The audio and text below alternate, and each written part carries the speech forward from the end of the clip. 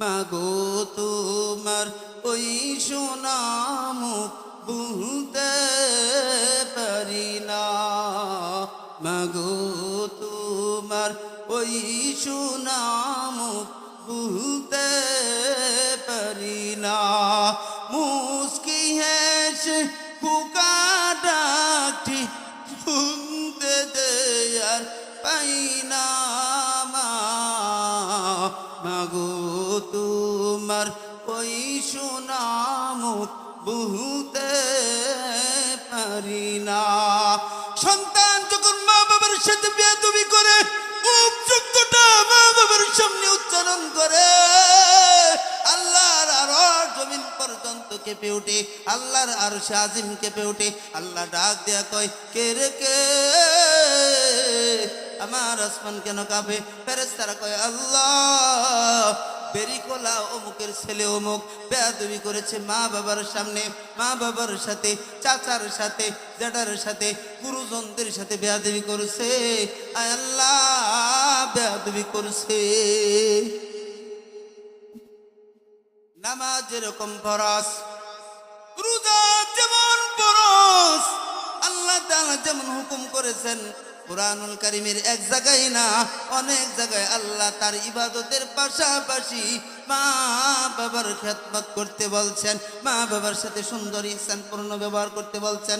আমার বন্ধুগণ, আমার বাবাজি,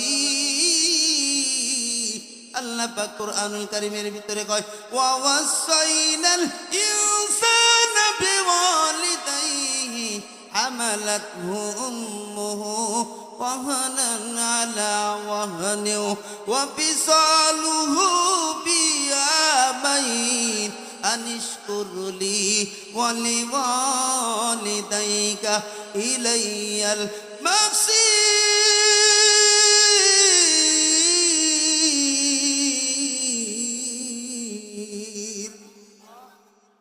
বলছেন কে? কুরআনের কথা। কার কথা? নবীর না, কোন নবীর না, ফেরেশতার না, মানুষের না।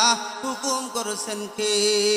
আল্লাহ বলছেন তার ইবাদতের পাশাপাশি তোমরা তোমাদের মা বাবার সাথে সুন্দর ব্যবহার করো, ইহসানপূর্ণ ব্যবহার করো। ও দুনিয়ার সন্তানেরা, মা বাবার চোখের দিকে চোখ রাঙাইয়া কথা বইল না। মা বাবা যদি একটা কথা, তুমিও তো ছোটবেলা এক কথা 10 বার কইছি কি কই নাই? বলছে আব্বা এটা কি, আব্বাই বলছে এটা কাক, আবার বলছে এটা কি, আব্বাই বলছে কাক। 5 বার বলার পরেও আব্বা আমার মুখে চুমু দিছে। আর তোমার সামনে 2 বার বলার কারণে তুমি বাপেরে জারি মারছো, তুমক মারছো।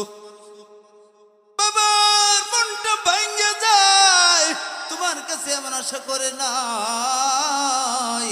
এ ভাই, বাবা কেমন কষ্ট আমাদের জন্য করছে। বাবার ঋণ, মা ঋণ, এই শরীরের চামড়া দিয়া যদি তার জুতাও বানায় দেই, কোনদিন সুদ হবে না, কোনদিন সুদ হবে না। বাবা এমন জিনিস।